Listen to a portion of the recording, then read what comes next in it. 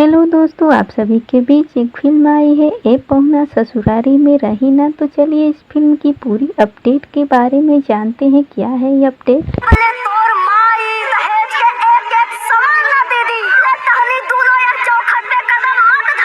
Film की शुरुआत में आपको दिखाया जा रहा है कि कैसे दो बेटियों को उनके ससुराल से बाहर निकाला जाता है। इसका मुख्य कारण दहेज होता है, जो कि उनकी मां नहीं दे चुकी होती है उनके ससुराल वालों को, जिसके वजह से उनके घर वाले जो होते हैं उन्हें ससुराल से बाहर निकाल देते हैं, ये कह के कि जब तक तुम्हारी माँ दहेज की एक एक पाई ना दे दे तब तक तुम लोग ससुराल में एक कदम भी नहीं रख सकती हो। इसके बाद वो वहाँ से रोते हुए अपने घर तो चली आती है, लेकिन यहाँ आने पर अपनी माँ से कुछ भी नहीं करती, क्योंकि उनकी माँ सिर्फ होती है, उनका पिता नहीं होता। इसीलिए वो लोग एक तरह से बेसहारा ही होती है और वो ऐसा बोझ अपनी माँ पे बिल्कुल नहीं डालना चाहती, इसीलिए वो चुप रहती है।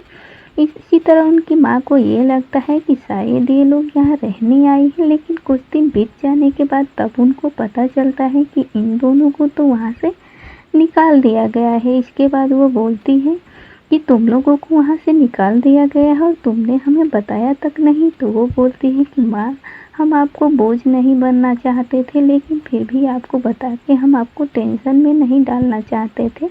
इसके बाद वो लोग कहती है कि अब हम क्या करें माँ।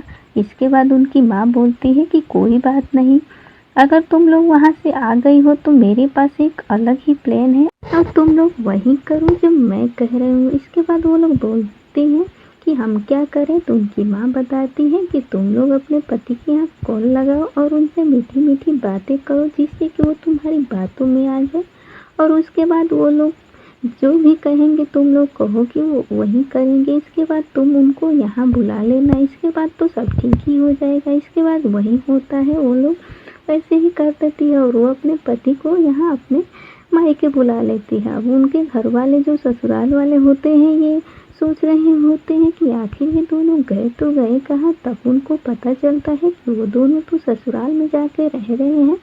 इसके बाद वो लोग आते हैं यहाँ पे पुलिस को लेकर कि वो हमारे बेटे को रखी है अपने यहाँ। लेकिन दोस्तों आपको बता दें कि इनकी जो माँ होती है उनको घर में छुपा दी होती है और वहीं पुलिस वाले आते हैं।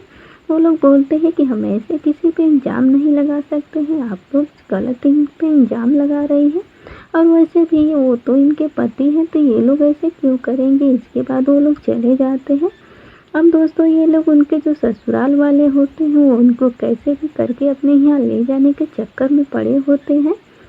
धीरे धीरे कुछ दिन बीत जाने के बाद आखिरकार उनको पता चल ही जाता है कि वो लोग तो यहीं पे है। इसके बाद वो सब आके बोलते हैं इनसे, इनकी माँ से, कि जब तक तुम दहेज की रकम नहीं की बेटी ससुराल नहीं जाएगी। इसके बाद इनकी जो बूढ़ी माँ होती है वो सोच में पड़ जाती है, इसीलिए वो अपना लीवर बेच देती है और बोल जो भी दहेज का रकम होता है और जो भी सामान होता है वो सब दे देती है अपनी बेटियों को खुशी खुशी विदा करने के लिए।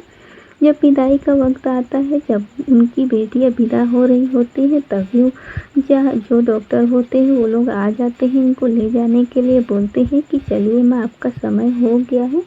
इसके बाद जब इनके ससुराल वाले ये सारी बातें सुनते हैं और देखते हैं तो वो लोग बोलते हैं कि कैसा समय। तो वो लोग बताते हैं कि आपकी माँ ने अपना लीवर बेच दिया है, इसके बाद हम इनको लेने आए हैं। ये सुन के उनकी बेटियों का तो दिल पर झकझोर के रह जाता है और उनका जो ससुराल वाले होते हैं वो भी बहुत ही दुखी हो जाते हैं और सोचते हैं कि हमने कितनी बड़ी गलती कर दी इन बेसहारा औरत से दहेज मांग के, और इन बेसहारा लड़कियों को इतना सताया है। इसके बाद वो लोग उनसे माफ़ी मांगते हैं।